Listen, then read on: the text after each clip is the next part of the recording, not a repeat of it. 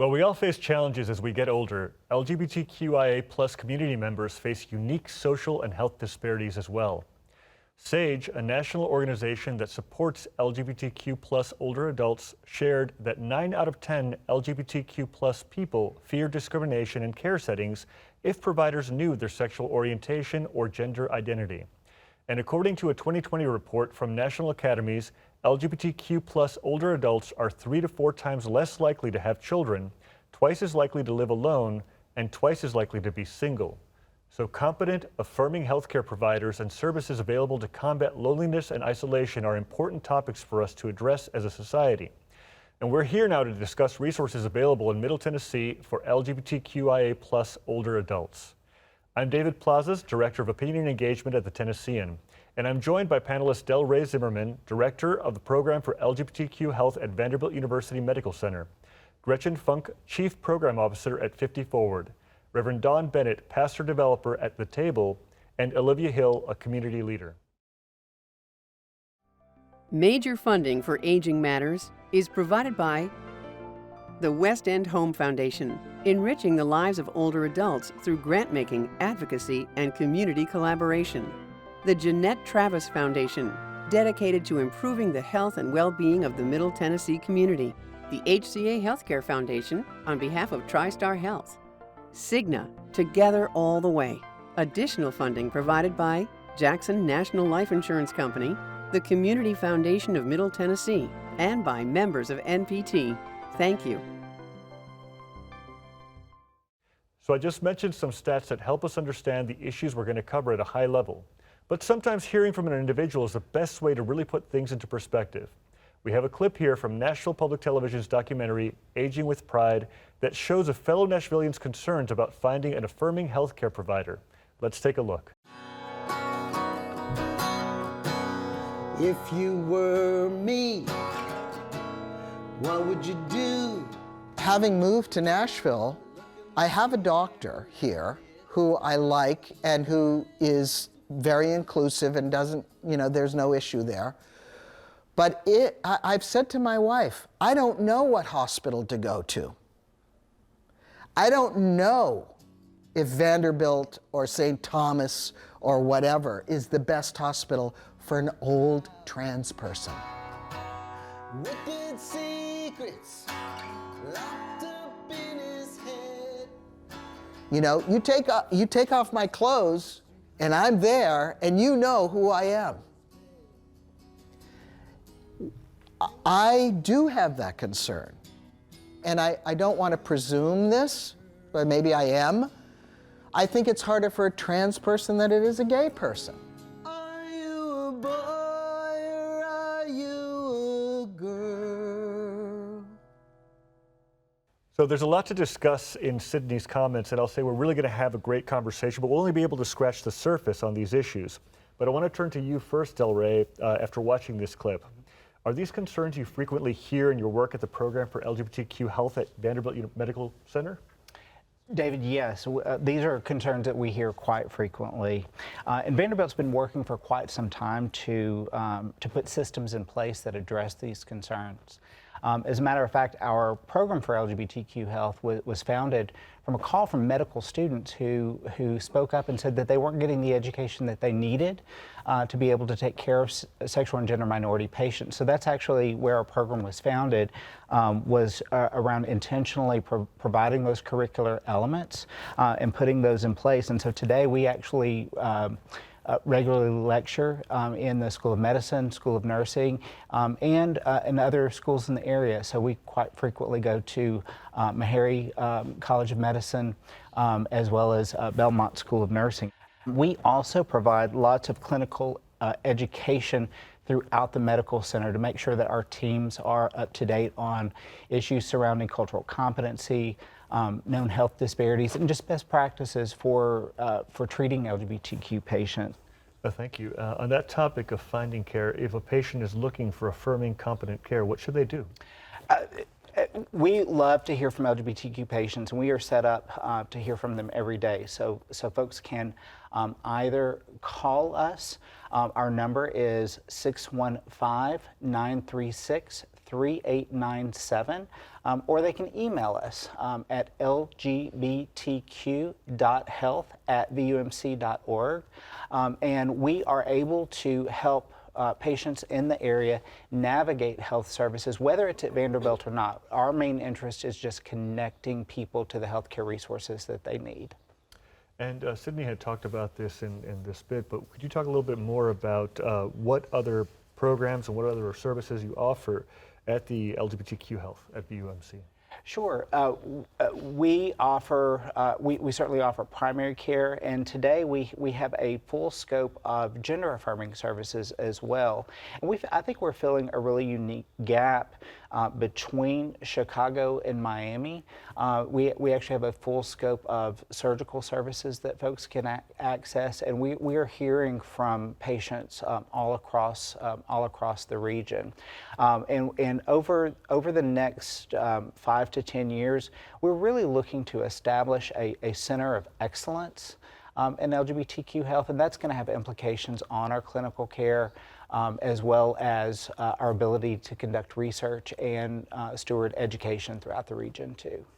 Thank you, Delray. I want to turn to Olivia now to talk a little bit about the Trans Buddy program. I understand you are involved in it, and I want to know more about the program and how you became a volunteer. I guess I'd have to say it started all out as a patient. And I remember the very first time I went to go see my endocrinologist, and I don't really remember anything. I was so overcome with emotion and everything, and I walked out and I was scared. I didn't know what to do. And then I later found out about the Trans Buddy program. And what it does is, if you need to go see a doctor for any reason at the Vanderbilt, within Vanderbilt Medical Center, then you call the Trans Buddy hotline and someone will come sit with you. And it doesn't matter if you've got a broken finger or you're going for, gender affirming care or whatever. It's just to have somebody sit with you, and to be able to sit with somebody and either sit with them or sit and hold their hand and help them through that first little bit of a process is just absolutely amazing. It's the most fun thing I do in my life, is to watch people start their journey. Could you talk a little bit about your approach to helping people become comfortable or to stand up for them when they're seeking care? Yeah, so I just try to go through and let people know that I've been through the program too, and that I have had a lot of pitfalls along the way, just like all of us, and that seems to tend to kind of relax people a little bit when they realize that somebody's on your side with you. Thank you. We know that healthcare isn't the only concern that rises to the surface among older LGBTQIA+ adults. In 2019, Nashville Pride led the Nashville and Middle Tennessee Community Visioning Project. Nearly 2,500 individuals were surveyed, and 65% of participants reported that specific programming and resources for LGBTQIA+ older adults is a priority for Middle Tennessee. Let's hear what another community member featured in Aging with Pride had to say about what might be behind increased feelings of loneliness and isolation for LGBTQIA+ older adults. For gay people, we may have, our friends. If we have a partner, the partner dies, you don't really have the same type of family around that you might otherwise have. But I think the loneliness and isolation is a huge problem for everyone at our age, really. Gretchen, I know you were involved with the Community Visioning Project, and in your work with at 50 Forward, you manage social activities for older adults, activities that help combat loneliness and isolation. What did you learn about the hopes of LGBTQIA+ Middle Tennessee residents from your involvement in this project?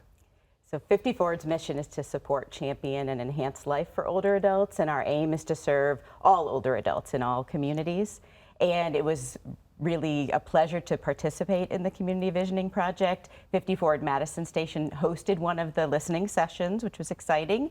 And then I had the opportunity to co-chair the Older Adult Task Force that looked at specific recommendations regarding older adults in the LGBT community. And I did that with Joe in Toronto, which was a great pleasure to work with Joe. At the same time, just coincidentally, 50 Forward undertook an effort to take a look at communities like the LGBT community and the Hispanic community to see what were the needs. So our aim is always to enhance what is available, not to duplicate. So we wanted to hear from community members. Were there needs that were unmet in the LGBT community? Were there ways that 50 Forward could help? And what we heard, both through the Visioning Project and through our own work, was that in our talks, 100% of the people we spoke with felt that older adults in the community were unprepared for aging. I think that's very typical for older adults in general, but we know that older adults in particular communities face extra challenges. So you look at needs like housing and economic development and other things like transportation. Every older adult faces those challenges. If you're in a group that's underrepresented, those challenges are even tougher. So we knew we wanted to address those things. We also knew that things came up through the process like a desire for affinity groups, a desire to really be seen and heard and have a space to come together, both with older adults in general, but with each other. A desire for support and access to vetted resources. So the idea being you could walk into a residential facility and have no idea whether you'd be seen as a person or whether there might be some stigmatizing that could go on. So the things that 50 Forward has done so far, we hosted a panel in June of 2021. So we look to elevate the voices of older adults. You know, there was that message that we want to be seen. So in the LGBTQ community, a lot of the strides that have been made are due to folks that are now in that older adult age range. But in our community in general, older adults can be sort of shunted aside. So we hosted a panel called LGBTQ Voices of Nashville. So it was at that time when many things were online, and so we were able to elevate voices that way. We began a peer support group, which has now morphed into a peer group, and I think is going to continue to morph, because the idea is that at that point there was online support that was available and possible because of the time we were in, but I think that that group is going to continue to grow and lead itself, and 50 Forward will sponsor that. We're in the process now of looking at the recommendations of the Visioning Project Older Adult Task Force, and we are putting together an elders advisory group. So that group will be coming together in the next month and really look at things like pursuing a SAGE affiliation, so developing programs that could meet SAGE's sort of guidelines and best practices around service to older adults. So we really want to be a space where all older adults can come together, and especially groups that maybe don't have that space right now. Could you talk a little bit about your collaboration with PFLAG on virtual awareness and inclusion? Yep. So 50 Forward, saying that we want to be welcoming and inclusive is one thing, really living that out and being intentional about that. We know that we all want to be understood. There are things to understand about specific communities, whether it's the Hispanic community and the need to be Spanish speaking and Spanish welcoming, or the LGBTQ community and the special needs that might exist there, special things around language. We all want to be referred to the way that we want to be referred to. Older adults are the same. You know, we made a pivot from being called Senior Citizens, Inc. to being called 50 Forward in the mid-2000s, and that was in recognition to language desires that older adults had, to not be called senior citizens, but to be referred to more as older adults. So a first step for us is really to look at our staff's preparedness to welcome everyone, because staff are that basic level of individual in our agency. So we surveyed our staff to understand what they might need around being ready to welcome inclusive communities, provide competent and sensitive care to individuals. So beginning with the staff, 50 Forward has a partnership with the National Institutes of Health through the All of Us research program, and one of our partners is Stanford and the Pride Net. So they offered us a sexual and gender minority cultural competency and sensitivity training that all of our staff was able to complete. We then worked with PFLAG locally. So PFLAG is a group whose mission is to support and enhance well-being and health for folks in the LGBT community. And they partnered with us to both speak with our staff in a virtual online kind of arena, but we also then took the next step and invited all of our members. So at our 7 centers, each center streamed this training that was offered by Jake Martino and Kathy Halbrooks from PFLAG.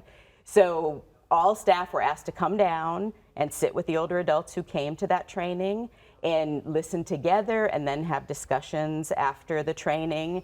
And we asked Jake and Kathy to really be very basic with us, to start from what do the different LGBTQIA, what does that acronym mean? What is language that's preferred and desired? How do we, if someone comes into one of our settings, how do we be sure we honor that person and not avoid talking to them? Because I think we know what can happen is that sometimes if we're not comfortable, then we shy away.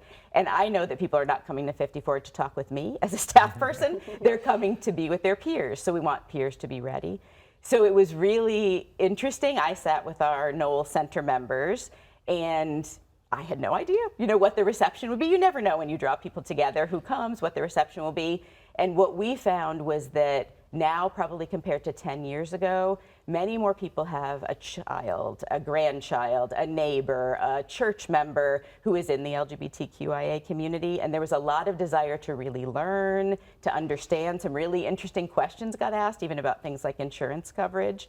So we felt like that was a great start with a great community partner of ours, PFLAG, to get that communication going at that member level. And we're going to continue those opportunities. And we're so grateful that, our focus is older adults, that we can partner with groups whose focus is the LGBTQIA community so that we can really learn from them.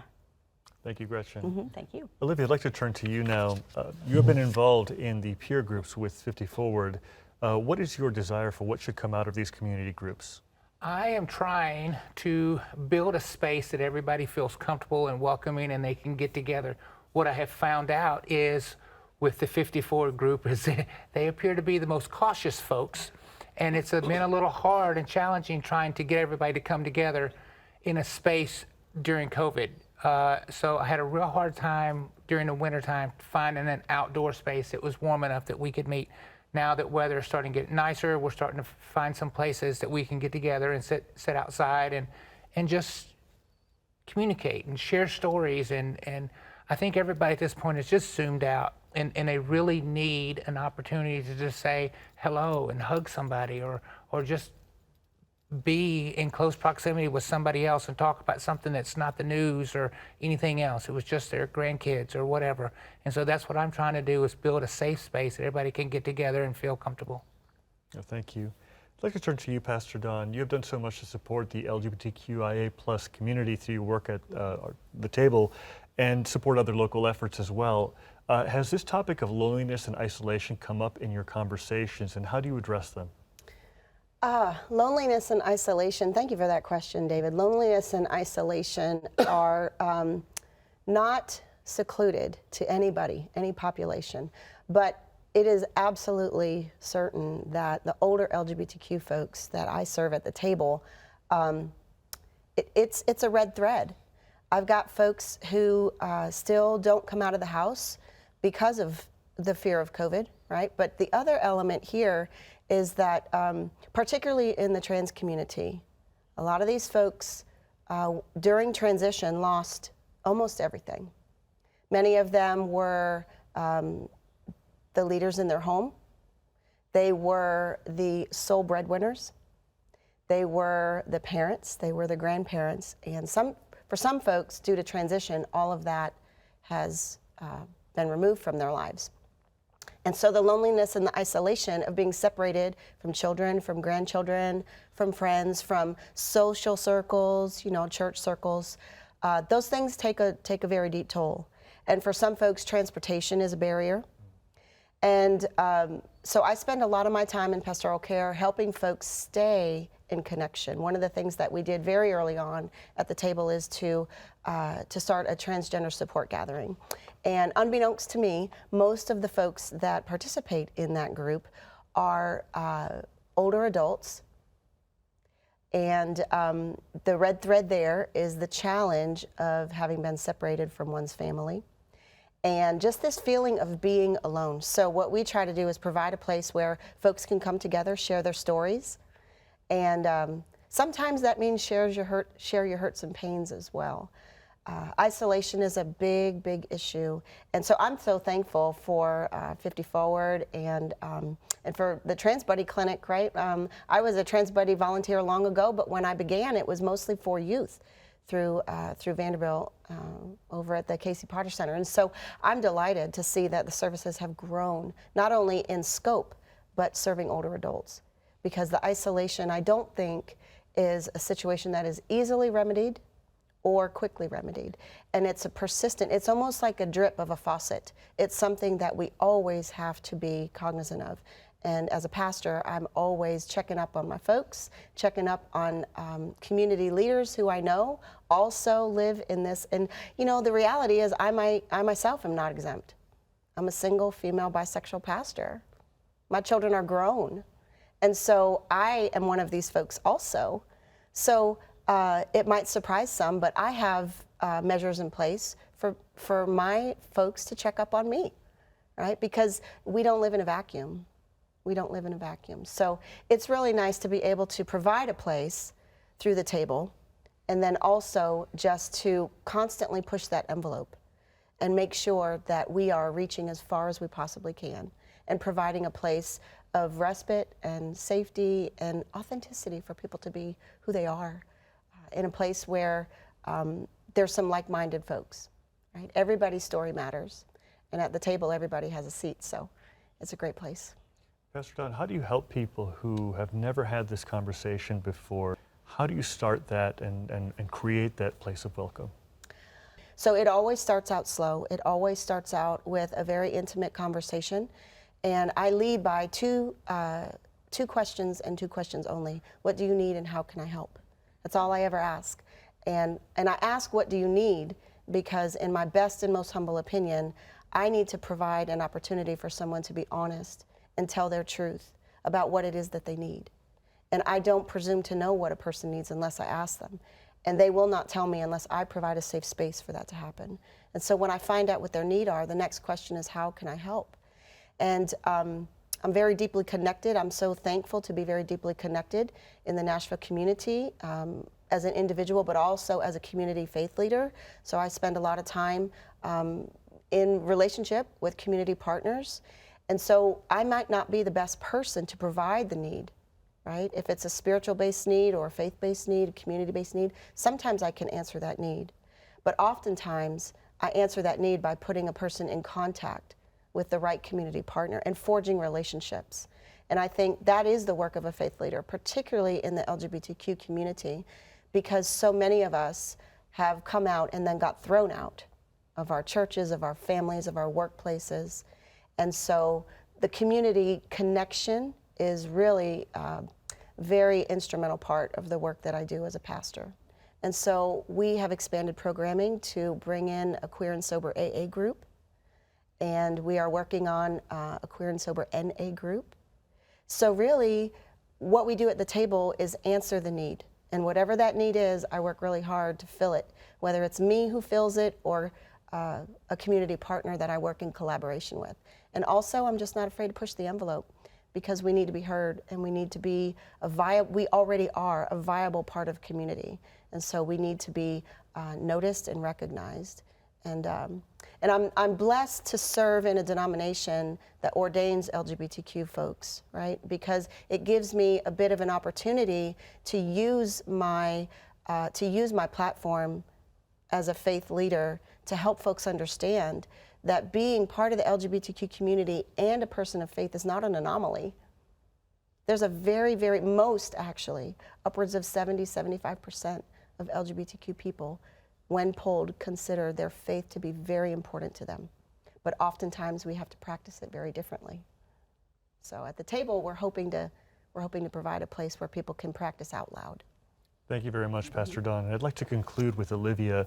Have you attended any of the services or gatherings at the table, and what was that experience like for you? Well, the experience was beautiful. I'm one of the founding members of the table. Dawn and I kind of collaborated together to try to get the trans support group going. I'm kind of one of those people that Dawn spoke of, that I've lost everything along the way in my journey and since I've come out.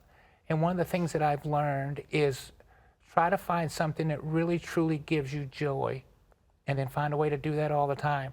And what gives me the greatest joy is helping people. And to know that there's so many trans folks out there that nobody's listening to and nobody's there for. And that people have used the church against them. And to have somebody like Dawn. Dawn and I actually met at Pride, in the Pride Parade. I was standing there just bawling, crying, because I was standing there holding the Vanderbilt banner, and I was just ecstatic and overwhelmed, and I thought, who in the world is this person that's got rainbow on and she's got a collar, and that doesn't go together. And so I just was I was drawn to it, and I've really kind of helped go out of my way to help her get some things going. And the things that she does is so amazing for not just the trans community, but for everybody in the LGBT community to say, you're loved and you're welcomed. Thank you, Olivia. I think it's a great place to wrap up our conversation. I want to thank all of our panelists, Del Rey, Gretchen, Pastor Don, Olivia. Thank you so much for joining us and helping raise awareness of these valuable resources for LGBTQIA+ folks in our community.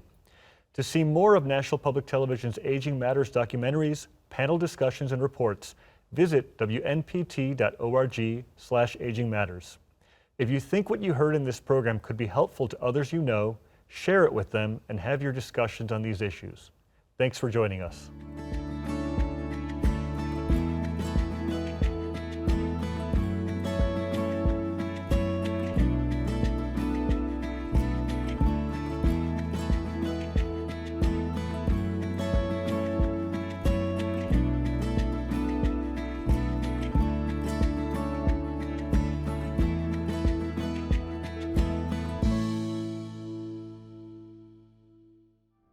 Major funding for Aging Matters is provided by the West End Home Foundation, enriching the lives of older adults through grant-making, advocacy, and community collaboration. The Jeanette Travis Foundation, dedicated to improving the health and well-being of the Middle Tennessee community. The HCA Healthcare Foundation, on behalf of TriStar Health. Cigna, together all the way. Additional funding provided by Jackson National Life Insurance Company, the Community Foundation of Middle Tennessee, and by members of NPT. Thank you.